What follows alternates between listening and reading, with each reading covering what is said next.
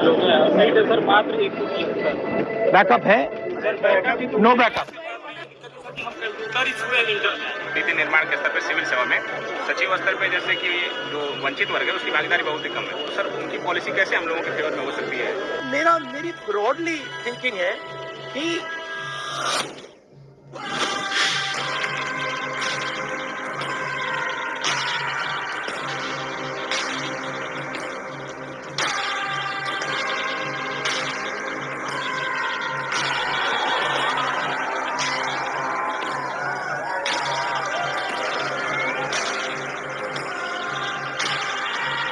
अभी हाल ही में राहुल गांधी मुखर्जी नगर गए और ऐसा पहली बार हुआ है कि भारत के इतिहास में विपक्ष का इतना बड़ा नेता मुखर्जी नगर में स्टूडेंट्स के बीच में जाकर बात करे और उनकी प्रॉब्लम को सुने।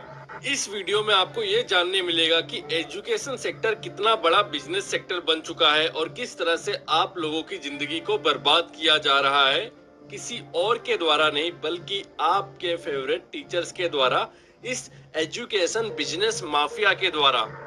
किस तरह से आपकी जवानी और आपकी जिंदगी के साथ खेला जा रहा है, सिर्फ और सिर्फ आपको यूज किया जा रहा है। तो बताओ हाउस इट कैसा चल रहा है?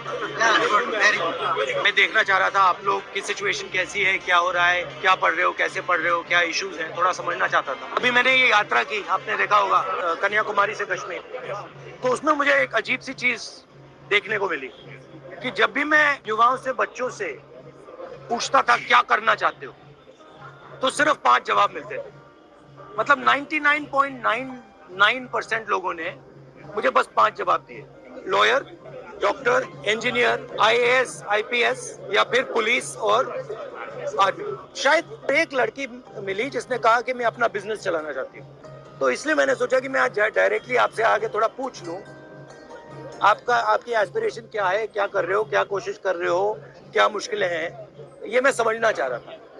क्योंकि आप उन 5 में से एक या 2 हो। सर सिस्टम में 2-3 जगह खामी है। पहले तो एजुकेशन, हम सर ग्रामीण भूमि से आते हैं, मैं यूपी का हूँ, यूपी का। कहाँ के हो आप? बनारस।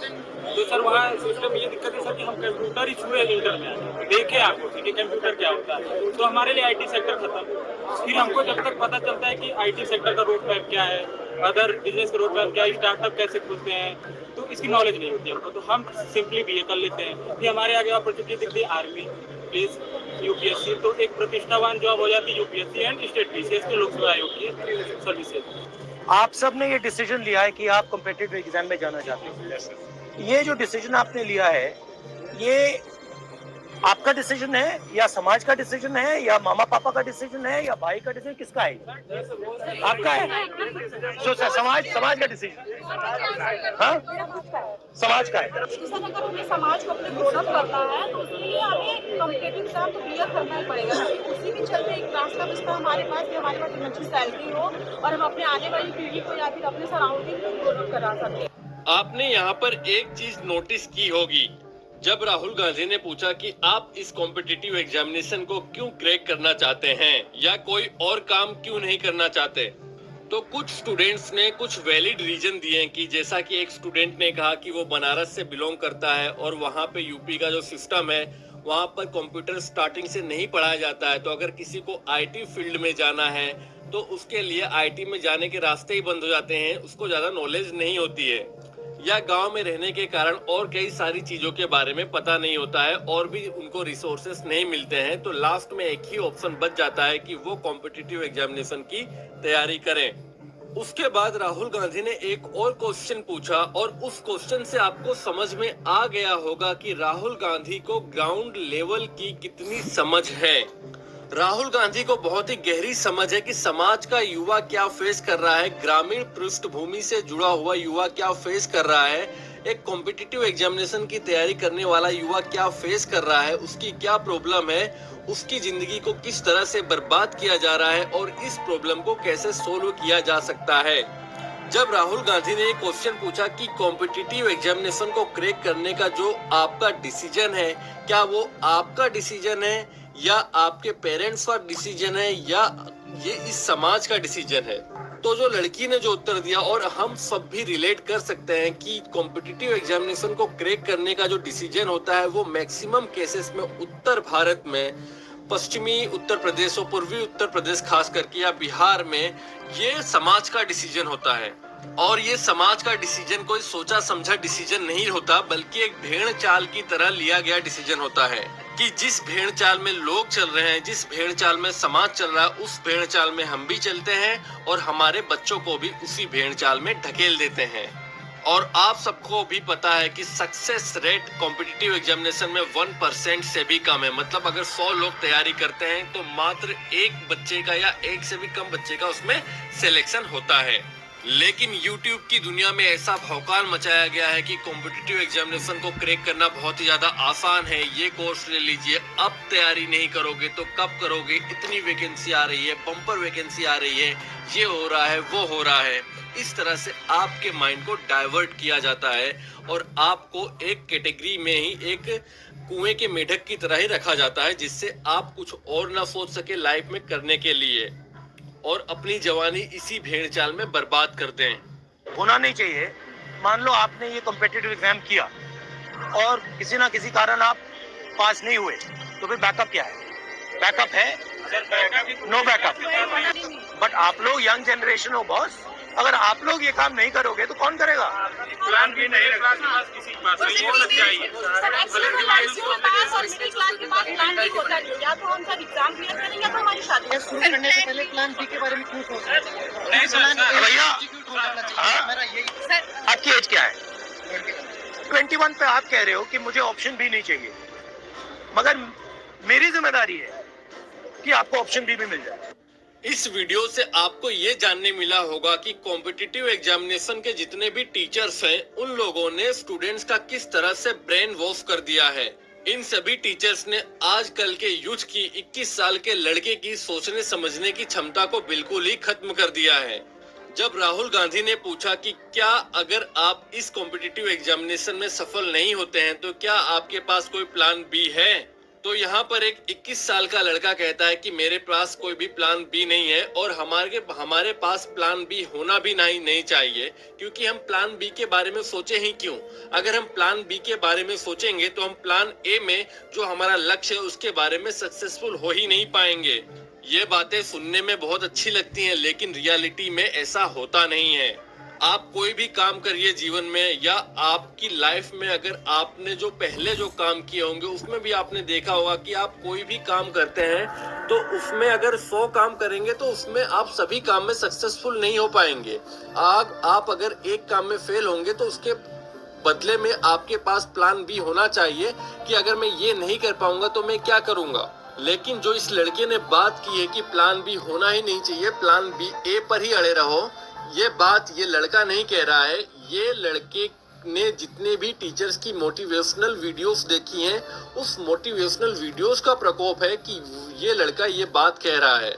आपने कई सारे टीचर्स की मोटिवेशनल वीडियो देखी होगी, फर्जी 1-1 मिनट वाली रील्स देखी होगी, जहां पर फर्जी तरीके से टीचर्स मोटिवेट करते हैं स्टूडेंट्स को कि आप अपनी पूरी ताकत सिर्फ और सिर्फ इसी पर झोंक दीजिए कि आपको इस एग्जामिनेशन को कैसे क्रैक करना है।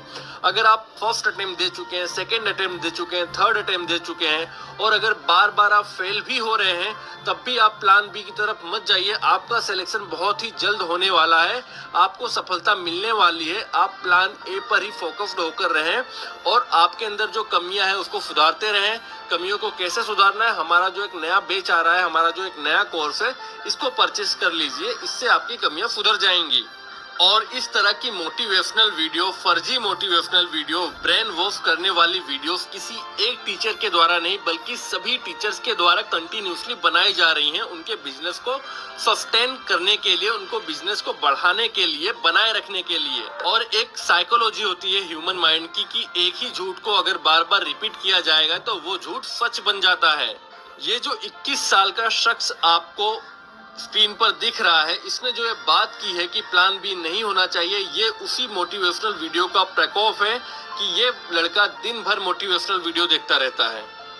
और इसी को राहुल गांधी आगे एक्सप्लेन कर रहे हैं कि अगर मान लीजिए आपने प्लान बी नहीं रखा, आपने एसएससी सीजीएल को प्री क्रैक किया, मेंस क्रैक किया, इंटरव्यू तो हटा दिया गया लेकिन मेंस क्रैक कर लिया और आपने 3-4 अटेम्प्ट दे दिए, या आपने यूपीएससी क्रैक किया, प्री क्रैक किया, मेंस क्रैक किया, इंटरव्यू तक पहुंचे, फिर भी आपका किसी भी कारण से फाइनल सिलेक्शन नहीं हुआ, तो ऐसे स्टूडेंट्स को जिन्होंने मेंस तक पहुंचे हैं उनके लिए गवर्नमेंट को कोई योजना बनानी चाहिए या कोई एक अलग अपॉर्चुनिटी तैयार करनी चाहिए, जिसके बारे में राहुल गांधी बात कर रहे हैं।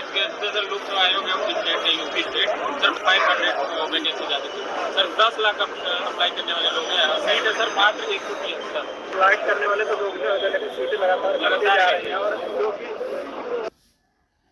टीम 11 की और प्राइजेस करोड़ों की, इतना मत सोच, बस टीम बना। जाके जितने भी उसमें कोशिश कर रहे हैं वो या फिर प्रेशर हो रहा है लगातार कि सुसाइड रेट इंडिया में बढ़ रहा है। मेरी ब्रॉडली थिंकिंग है कि अपॉर्चुनिटी सबको मिलनी चाहिए, बट बेसिकली क्या है कि बहुत कम लोगों ने हिंदुस्तान का पूरा पावर कैप्चर कर दिया। मैन्युफैक्चरिंग से ही रोजगार बन सकता है और मैन्युफैक्चरिंग का जो चैलेंज है फ्रैंकली वो चाइना डोमिनेट कर रहा है और हिंदुस्तान को डोमिनेट करना पड़ेगा। जब तक हम उस रास्ते पे नहीं चलेंगे तब तक हमारा 99% पॉपुलेशन 1% जॉब्स को ढूंढता रहेगा। आम मिडिल क्लास का बच्चा है, उसको हम इस पटरी पे लगा देंगे, 99% तो आप फेल ही करोगे, 1% निकल जाएगा, वो बहुत खुश हो जाएगा और 99% क्या कहेंगे, भैया मेरे अंदर नहीं था, मैं नहीं कर पाया। मगर ये झूठ है, आप में कोई कमी नहीं है। अगर मैंने 100 बच्चों को यहाँ बैठा दिया और कहा कि भैया आप में से एक बचेगा, 99 की ठीक है, 10 की गलती हो सकती है, 15 की हो सकती है, 20 की हो सकती है, बट 30, 40, 50% की तो नहीं हो सकती। देखिए कितनी अच्छी बात कही है राहुल गांधी ने, और ये दर्शाता है कि कितने अच्छे लीडर हैं। भले इनका मजाक उड़ाया गया कि ये पप्पू हैं या अलग अलग आलू में से सोना निकालते हैं, इस तरह की फर्जी वीडियो वायरल करके इनका काफी ज्यादा मजाक उड़ाया गया हो, लेकिन इनकी जो थॉट प्रोसेस है आप सामने देख रहे हैं कि कितनी गहरी समझ है इनको सोसाइटी के इश्यू के बारे में। जैसा कि इन्होंने सही बात बोली कि 90% जो 99% लोग फेल हो रहे हैं कॉम्पिटिटिव एग्जामिनेशन में, मात्र 1% का ही सिलेक्शन हो रहा है यहाँ पर। लेकिन समाज जो 99% जो फेल हो रहे हैं उनको बड़ी ही हीन भावना से, बड़ी तुच्छ नजरों से देखता है। कई बार समाज ये कंपेयर करेगा कि वो देखो शर्मा जी का लड़का सेलेक्ट हो गया लेकिन आप सेलेक्ट नहीं हो पाए हैं, या किसी गांव देहात में रिश्तेदार में कोई फला किसी पोस्ट पर सिलेक्ट हो गया, चाहे वो बड़ी पोस्ट हो या छोटी पोस्ट हो, तो उसका उदाहरण दिया जाता है और जिसका सिलेक्शन नहीं हुआ है उसको हमेशा नीचा दिखाया जाता है, उसके अंदर हीन भावना पैदा की जाती है। और ये चीजें सुनते सुनते, ये चीजें देखते देखते जो 99% स्टूडेंट्स हैं जिनका सिलेक्शन किसी कारण से नहीं हो पाया है, उनके अंदर भी हीन भावना जन्म ले लेती है। वो अपने को काफी ज्यादा तुच्छ समझने लगता है, वो अपने आपको यूजलेस समझने लगता है कि उसको ऐसा लगता है कि अब वो किसी काम का नहीं रह गया है। वो 99% जो फेलियर स्टूडेंट हैं वो अपने आप से क्वेश्चन पूछते हैं कि अब मेरी लाइफ का क्या होगा, अब मैं आगे क्या करूंगा, क्या मैं कुछ करने के लायक भी हूँ या नहीं। लेकिन यहाँ पर गलती, जैसा कि राहुल गांधी ने कहा कि गलती 99% युवा की नहीं बल्कि एक सिस्टम की है, इन टीचर्स की है, इन बिजनेस माफिया की है, जो अपने फायदे के लिए आपको गुमराह करके रखे हुए हैं इस कॉम्पिटिटिव एग्जामिनेशन की माया जाल में, जहां पर सक्सेस रेट बहुत ही कम है, ना के बराबर है। और मैं आपको गारंटी देकर कहता हूं कि जितनी मेहनत एक स्टूडेंट कॉम्पिटिटिव एग्जामिनेशन को क्रैक करने में करता है, उसकी 1% मेहनत अगर वो प्राइवेट सेक्टर में या किसी भी एक स्किल में करे, तो मैं आपको गारंटी देता हूं कि वो वहां पर कुछ महीनों में, कुछ सालों में झंडे गाड़ देगा और उसको पैसे के पीछे भागना नहीं पड़ेगा बल्कि पैसा उसके पीछे भागेगा। लेकिन न जाने क्यों उत्तर भारत में, खास करके पूर्वी उत्तर प्रदेश और बिहार में ये माहौल बना हुआ है कि गवर्नमेंट जो भी सब कुछ है, चाहे वो ग्रुप डी हो या उससे भी नीचे की कोई पोस्ट हो, गवर्नमेंट जो भी सब कुछ है। बैंक से हमको लोन मिल रहा आसानी से, ये जो योजना चल रही पीएम मुद्रा योजना, सर ये दिखावे के लिए तो बहुत है कि वो अल्लाह की बहुत मिल रहा है सबको, लेकिन मैं रियलिटी बता रहा हूँ सर, आप आसानी से नहीं पा सकते मुद्रा लोन, और उसका सर टैक्स भी बहुत ज़्यादा ले रहे हैं। 1% वाले पे बात करना है, जैसे बिजनेस होता है, अगर हम जाना भी चाहें तो फंड नहीं है मिडिल क्लास फैमिली, और अगर फंड भी दे दे गवर्नमेंट तो उसको लेने पाने के लिए उतनी नॉलेज नहीं है कहाँ से लेंगे, और गवर्नमेंट भी ऐसा तरीका भी नहीं बताता कैसे ले पाएंगे। अगर आप हिंदुस्तान के बैंकिंग सिस्टम को देखो, आपने कहा कि हमें बैंक लोन नहीं मिलता, आपने कहा कि मुद्रा लोन मतलब प्रयास है, उसको मिलता होगा, प्रोसेस नहीं है, वो ठीक है। मगर अगर आप देखें तो 10-15 लोग हिंदुस्तान के पूरे बैंकिंग सिस्टम को कंट्रोल कर रहे हैं, ठीक है। उनका बिजनेस फेल हो, सक्सीड हो, कुछ भी हो, कोई फर्क नहीं पड़ता, ठीक है। तो पूरा का पूरा जो बैंकिंग सिस्टम है जिसको डिस्ट्रीब्यूट करना चाहिए, सबसे पहले वो बिल्कुल कॉन्सेंट्रेटेड हाथों में है, 5-10 लोगों के हाथों में। हम देखिए सर, ओबीसी कमेटी से हमारे साथ पक्षपात हम हर जगह देख रहे हैं। जैसे ना कि मेरा मुद्दा ये है कि जैसे आपने कहा कि जो नीति निर्माण के स्तर पर सिविल सेवा में सचिव स्तर पर जैसे कि जो वंचित वर्ग है उसकी भागीदारी बहुत ही कम है, तो सर उनकी पॉलिसी कैसे हम लोगों के फेवर में हो सकती है? मैंने कभी कर्नाटक में बोला, सबसे पहले तो ये पता लगाना पड़ेगा कि हैं कितने लोग।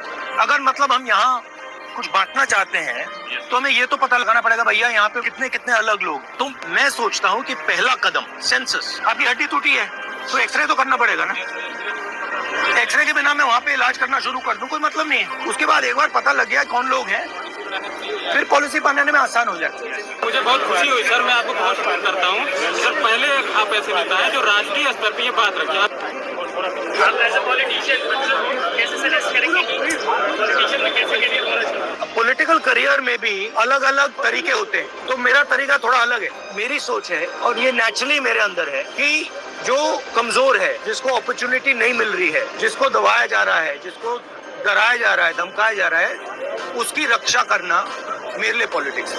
सर, कौन सा मोमेंट भारत जोड़ो यात्रा में आया था जिसने मतलब आपको झकझोर के रखा, जिसने आपको दुखी किया, और एक वो मोमेंट बहुत सारे कोई एक बहुत, क्योंकि एक्चुअली मुझे क्या लगा भारत जोड़ो में कि इतनी एनर्जी है देश में, मतलब अनलिमिटेड है और जाया हो रही है, सही दिशा में इस्तेमाल नहीं। मतलब जो इतना केपेबल लड़का है, लड़की है, उसके लिए रास्ता ही नहीं बन रहा है, वो धंसा पड़ा हुआ है, फ्रस्ट्रेट हो रहा है। तो ये मुझे मतलब, और ये हर स्टेट में था।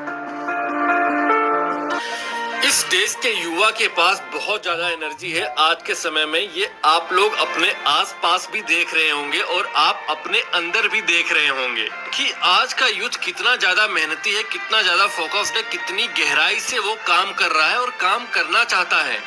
एक वक्त था हमारे पहले की जनरेशन, जो हमारे पापा की, हमारे दादा की, आपने ये चीज नोटिस किया होगा कि अगर आज के समय में कोई भी गवर्नमेंट जॉब को गालियां देता है तो हमारे पहले की जनरेशन के कारण देता है कि ये लोग काम करना नहीं चाहते थे। लेकिन आज का यूथ ऐसा है कि वो काम करना चाहता है, लेकिन प्रॉब्लम यही है कि उसको अपॉर्चुनिटी नहीं मिल रही है, या वो अपॉर्चुनिटी की तलाश कर भी रहा है तो उसको गलत तरीकों में, गलत राहों में उसको भटका कर रखा गया है। कहीं वो सालों साल का करंट अफेयर्स रटा जा रहा है, कहीं वो रीजनिंग करने में व्यस्त है, कहीं कुछ रटने में व्यस्त है। मैं गवर्नमेंट जॉब के अगेंस्ट नहीं हूँ, लेकिन आपसे सिर्फ इतना ही कहना चाहता हूं कि अगर आप गवर्नमेंट जॉब की तैयारी करते हैं तो अपने माइंडसेट के हिसाब से कीजिए, अपनी कैपेबिलिटीज के हिसाब से कीजिए, अपने आपको क्या लाभ हो सकता है, आपको क्या हानि हो सकता है, उसके हिसाब से कीजिए। जो यूट्यूब पर टीचर्स घोकाल मचा के रखे होते हैं कि लेखपाल की वैकेंसी आ रही है, लेकिन पिछले 5 साल से ये लोग यही कह रहे हैं कि 5 सालों से लेखपाल की वैकेंसी आ रही है और आने वाले 5 सालों तक कहते जाएंगे। वीडियो की वैकेंसी आ रही है, पिछले 5 सालों से कह रहे हैं। रेलवे की वैकेंसी आ रही है, गवर्नमेंट ने कोई ऑर्डर नहीं दिया कि रेलवे की वैकेंसी आने वाली है, कितनी आने वाली है, लेकिन लोगों ने भौकाल मचा दिया कि बम्पर वैकेंसी आने वाली है 2024 इलेक्शन के पहले। तो इस तरह से भौकाल मचाकर इतने भयंकर मात्रा में कोर्सेज बेच रहे हैं और इनको जो मुनाफा हो रहा है उसकी आप कल्पना भी नहीं कर सकते हैं। तो मेरा कहना मात्र ये है कि अपने रिस्क फैक्टर को ध्यान में रखकर आपको कब तैयारी करनी है, कितने समय के लिए करनी है, कब आपको छोड़ना है कि मैं इसके लिए नहीं बना हूं, मैं छोड़ रहा हूं, मैं कुछ और करने जा रहा हूं, ये आपको डिसाइड करना है। फर्जी मोटिवेशनल वीडियोस देखकर, समाज के दबाव में आकर, पेरेंट्स के दबाव में आकर आप यहीं ना पड़े रहें, यहीं दलदल में ना फंस के रह जाएं। मैं खाली आपसे इतना कहना चाहता हूँ। राहुल, मेरा 15 इयर्स का ड्रीम था आप समझ रहे हैं। Finally after 15